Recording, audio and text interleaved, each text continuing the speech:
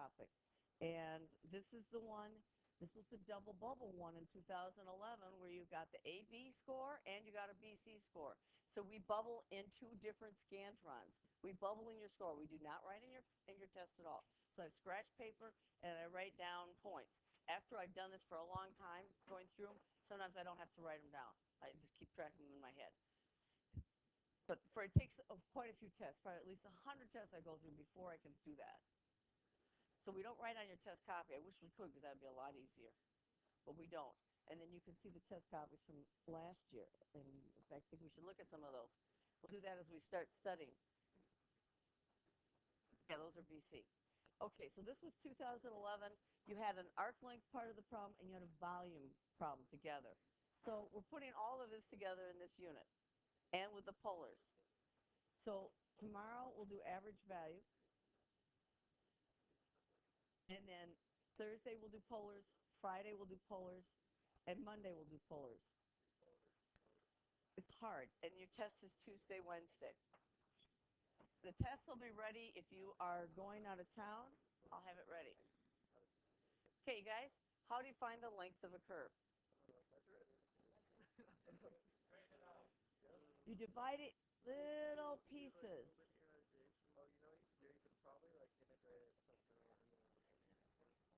You can find this length.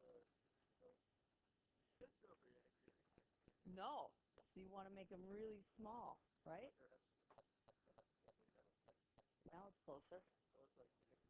So you know it's AB, so it's A squared plus B squared. Yeah, it's Pythagorean theorem. So what we're going to first do is let's do velocity. Yes. Here? Nobody sits here. Yeah, sit there. And there's chairs there. Okay, you guys. Guys, now, you guys have wanted to do this with velocity. Velocity is a vector. So if you have a vector, v sub x, doing this, and then you have v sub y doing this, then you have the resultant vector. And you can find the magnitude of that vector. Right? Remember that from physics? Okay, Marissa? I don't know if you have physics. So v sub x squared plus v sub y squared is equal to v squared. That's going to give me my speed. It is not going to give me the vector. The vector has to be into the two components. So to find your acceleration in the x direction is the derivative of the velocity in the x direction.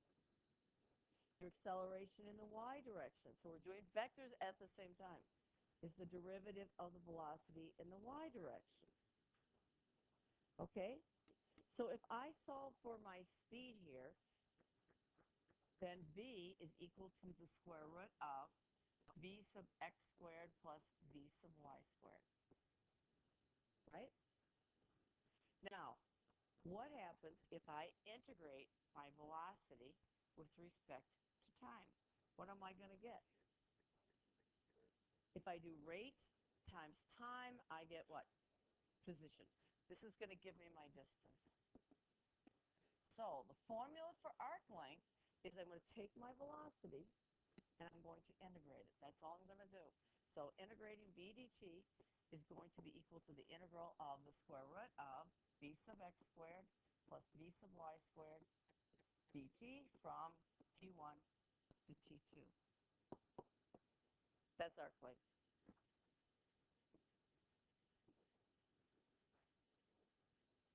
The arc length is going to be, because I can show you the distance, is the integral of v dt. Rate times time gives you distance.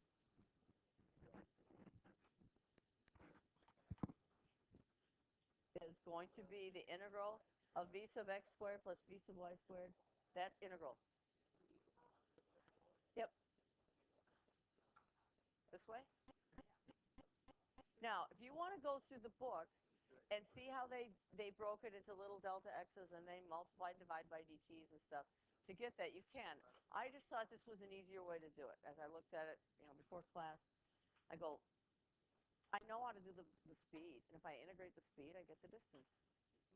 That's how I did it. So now you've got speed here. So if you want to find the speed of an object, if they ask you this, this is what we're looking for.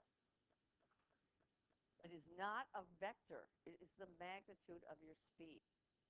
So if you're given the two components, just use Pythagorean theorem. That's all it is. Okay, ready to try a problem? And then I think we'll go back in and look at 2011, number 3. Because I think what happened, I graded that one, is I think students didn't recognize it was arc length. And it was also in the one with the diving problem, on the person's on the diving board. They want to know, here's the diving board, and the person's going to jump up and go down. I want the length of this arc. How much distance does this, I think it was a girl, travel? So that ended up being arc length. But there's other forms for arc length. So that's a problem. Oh, let's write this out in terms of derivatives. So this is the integral from T1 to T2, and it's going to be the square root of dx dt squared plus dy dt squared.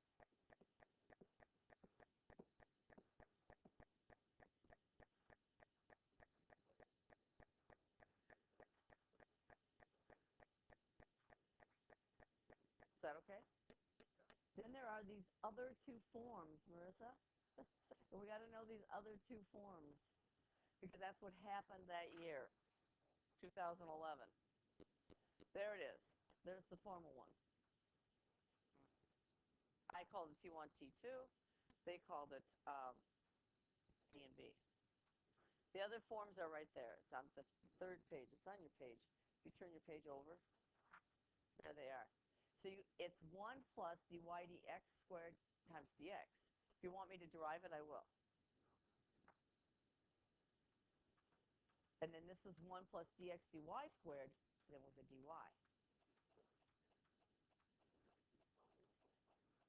I just changed the form. You had this, and you have dy dx. Oh, sorry. Excuse me. You have dx dt. Well, it's kind of nice. Squared plus dy dt squared dt. And if I divide numerator and denominator under that radical by dx dt squared, and make my radical do this, divided by dx dt squared, if I divide this is going to give me the 1. And what is dy dt divided by dx dt? It's dy dx. Then, because this is under a radical, the dt's will cancel and I'll have a dx there. I have to manipulate it a little bit, but that'll work. Okay, so what was this problem underneath here? Oh, find the length of the arc of the curve. X equals t squared, y equals t cubed. Between the points, and I have it graphed. You want to graph it? Me to graph it live? Okay, think it does this, but I'm not sure if I recall correctly. Because remember, when you do parametrics, you get when you are there. So I want the length of this arc, so I want this length right here. So it's the integral, it's the square root of, and it's going to be dx dt squared. I'm going to write it so I learn it. Because we don't do that many problems with this. But you know it's going to be on your test, on this chapter. Along with the polars, which are going to be tricky. And it's from T1 to T2 or from A to B. Finding the time, to me, is always the problem when I do these vectors and parametrics. So what's dx dt? If x equals t squared, 2t. By the way, this would be in a calculator section. It's really hard to write these problems so that when you take these derivatives and you square them and everything, and you get them under a radical, it's very hard to get it so you can integrate. dy dt, so we're going to use our graphing calculators on this. With what? 3t squared, because you're going to see what happens right here. So it's the square root of dx dt squared, so it's 2t squared plus dy dt, which is 3t squared, and you're going to square that, dt. Do you see the problem? Well, we're going to do that. That's next. because this is going to be the integral of the square root of 4t squared plus 9t to the fourth dt. And this is a simple one. So I would factor out a t squared. Because you have to be able to do a u substitution. As written, I can't do a u substitution. If you want me to do by hand, I think this one can be done by hand. But when you get to the next problem, xy equals 1, I don't think you can do that one. But most of them you can't do. You can integrate this one. You have to fool around with this. You have to factor out a t squared here. This is t squared. I'm left with 4 plus 9t squared dt. And I can square root that t squared. So it's the integral of t times the square root of this. Then you can do a u substitution. But most of them, you can't. What would you be? 4 plus 9t squared. You'll have an 18, you'll have to have an 18 there, etc. Okay, but the other question was, how do you find the times? Well, and you need to consider both of these points. X is 1 and y is 1. So 1 equals t squared and 1 equals t cubed. Now, the first one gives me two answers, t equals plus or minus 1. This one gives me one answer, t equals 1. So which answer do I want there? I want the one that works for both of those. So it's going to go from 1. I'm going to put it here. And then I have to do 4 and 8. So x squared equals 4. That would give me two answers. X equals 2 and negative 2. Right? Then 8 is equal to y cubed. That forces it. But this is an easy one. If you're given a trig one, it's not going to be easy. So what's y equal to? 2. So what's the other time? 2. It's got to be the one that works for both x and y. So you have to consider. You might not find it on the first try. So you might have to find all the solutions to this one and then see which ones will work with that one. And that's it. We could integrate it, but I don't care about that. This way. So this one you can integrate. Most of the time, I think there's one in your homework you can integrate, but most of the time we're going to be using our graphing calculators. So get used to using the graphing calculators because that's where it would be on the exam. Unless they say set up a do not integrate. That's a possibility too. Okay, ready for the next one?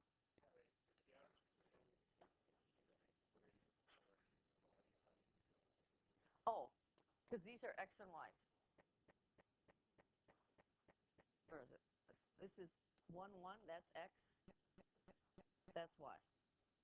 And that's x, and that's y. So they give me the position, but I got to find out the time.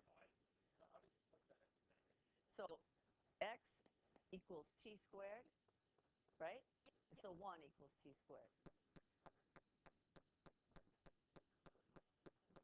Same thing with this one. This is t squared equals 4.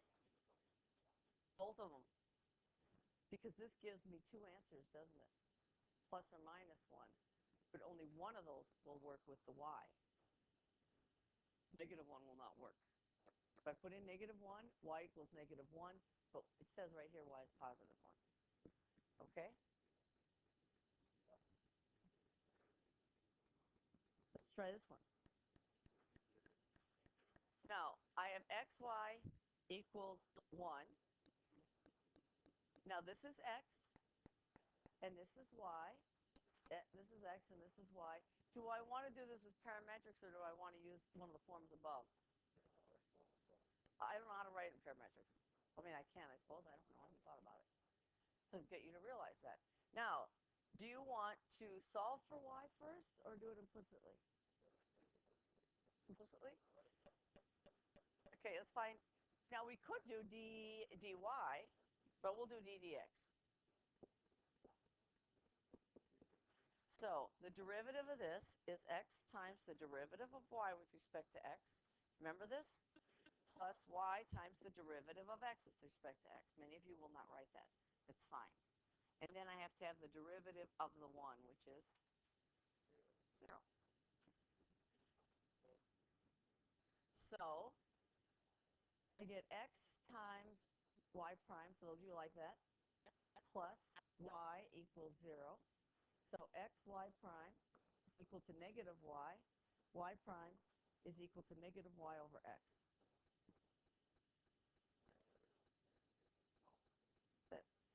It probably would have been easier to do it directly. Y equals 1 over x, because does anybody remember the answer to that one? Oh, no, that integral is ln. Oh, we've done it so many times. It's negative 1 over x squared. Isn't that what this is? It's negative y, but y was 1 over x, and it's over x, so it's this. Okay, so using my little formula, and I have to be all in x's or all in y's. That's the reason why that other one wasn't going to be very good. So I'm going to integrate. Wait, can I slide this? Probably. I hate that when I do that. You can skip that stuff. We're not doing that because we didn't do that this year. There. I hope those are right. And you have a lot of AP problems. Okay, so we're going to integrate, and it's going to be the integral of the square root of 1 plus dy dx squared dx, and it's the x's. What are the x's going between? What are x's going between? 1 and 2. I don't have to find the time. So it's the integral from 1 to 2, the square root of 1 plus a negative 1 over x squared dx.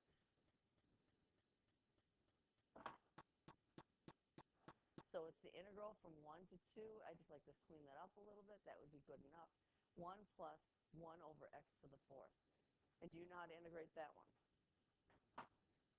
I don't.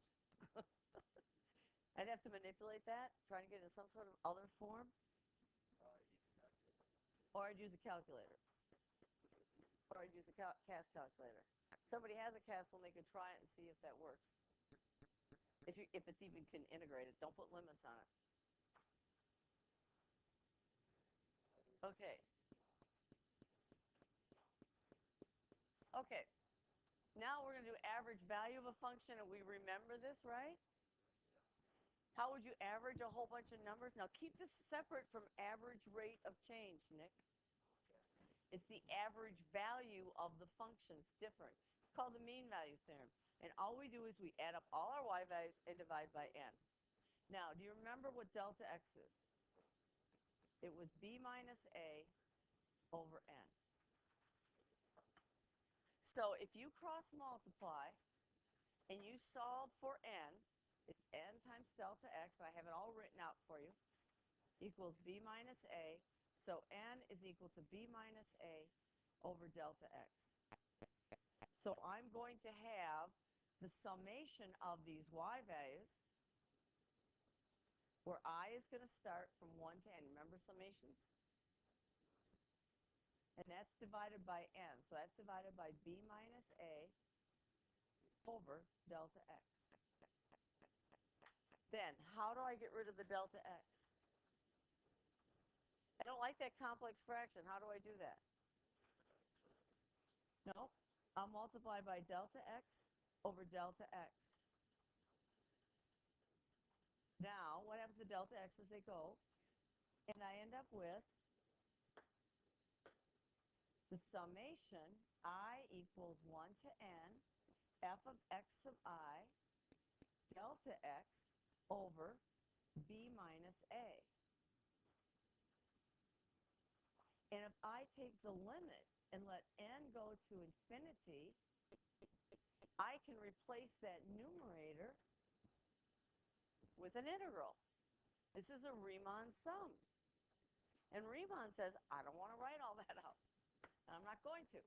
I'm going to rewrite it as an integral from a to b of f of x dx. So how do you find the average value of a function? You integrate and divide by the width of the interval. Yes, this is old. I'm refreshing your memory.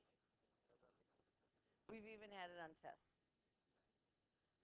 Okay, I want it to make sense. Okay, you guys, this basically is adding them up, and the width of the interval is kind of like the number of y values you have. Okay? And there it is. It's the fundamental theorem of calculus divided by the width of the interval.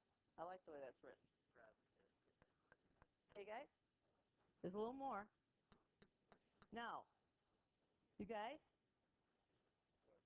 can I solve for this integral here? Multiply by b minus a on both sides? Then it's called the mean value theorem for integrals. We know that. We know the mean value theorem for derivatives. And it's the same thing. So I drew a little picture here. So what is this saying? This is saying, can I get to my regular pen? Probably not. Okay, you guys? Matt? There is a value here. There's some value in between here, call it C, where that the area of this rectangle, what is the area of that rectangle? B minus A times the height of the rectangle, which is f of C. Don't you think that there's some place in here where the area of this rectangle is exactly equal to the area of the curve? Okay, Sarah? Does that make sense? There is some place in here where you were to draw rectangles. Obviously, if I draw this one here, this rectangle down below is smaller than the area. If I draw this one, it's bigger than the integral. So there's got to be some place in here where it's exactly equal to the integral, and that's the mean value theorem for for integrals. Oops, that's a dx. So let's just connect this here.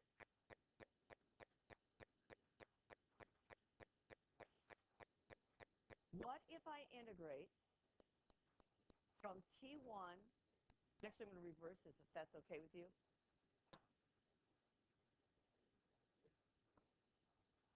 Because it connects with today. What if I integrate the velocity? Then I get s of t,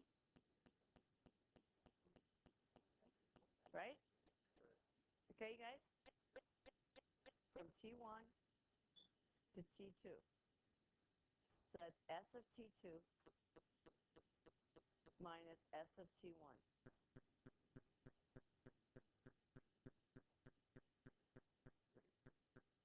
And I'm not getting what I want to get.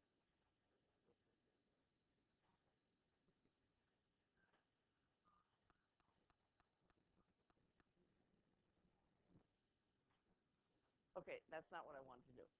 I'll get it. Hang on. Now,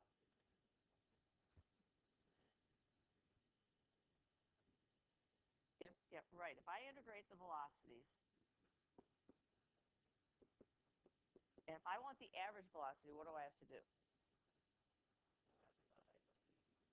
T2 minus T1. I'm going to connect the two mean value terms. This is equal to s of T2 minus s of T1 over T2 minus T1. That's right. This is the average rate of change. If you're given the position, do you remember that? If you're given this position here, s of t, and you are asked to find the average velocity, do you remember what you did?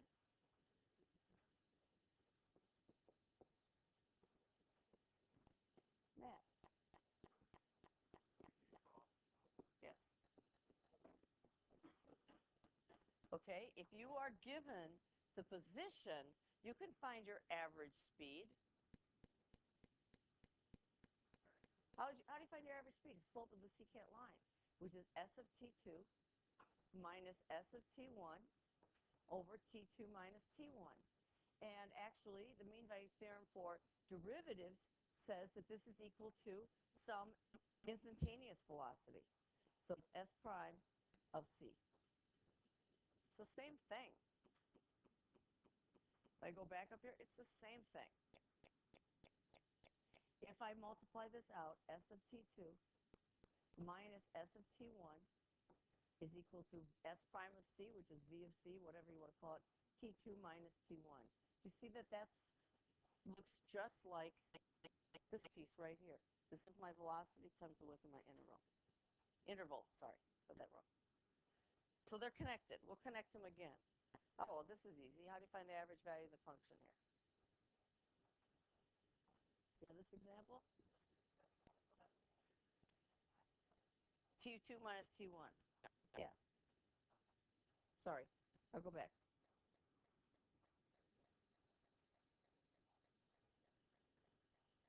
I need this to prove the fundamental theorem of calculus. So that's one thing we can do after the exam. It's kind of cool. It's a really cool proof. Okay, you guys ready? How do you find the average value here? So what do? What's the biggest thing you forget to do? Now you're given the function. If it's the average value of the function, these words match, it's an integral.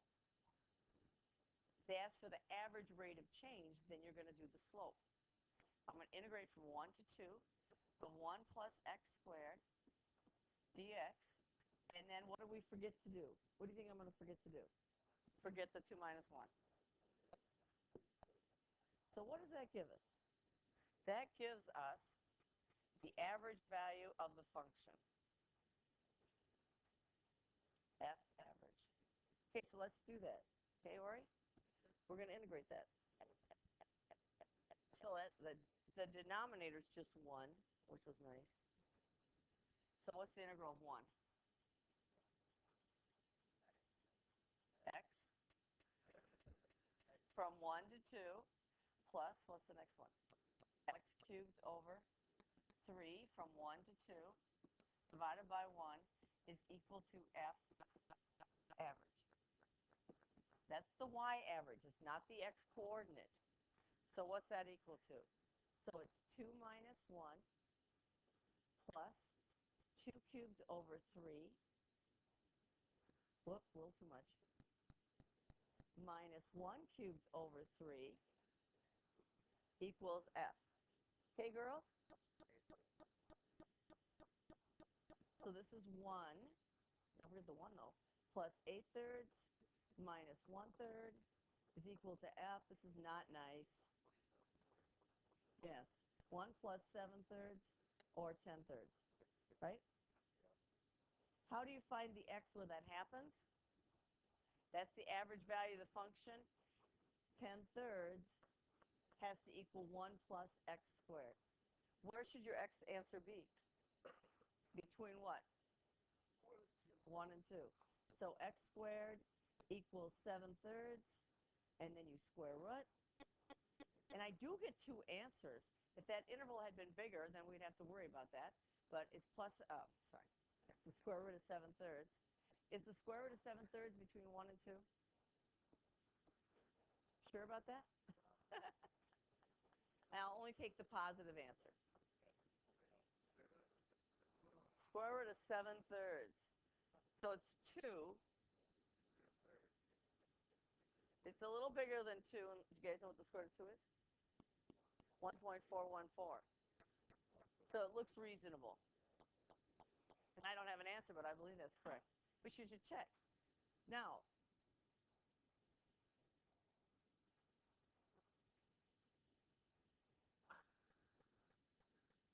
I'm trying to think when this applies.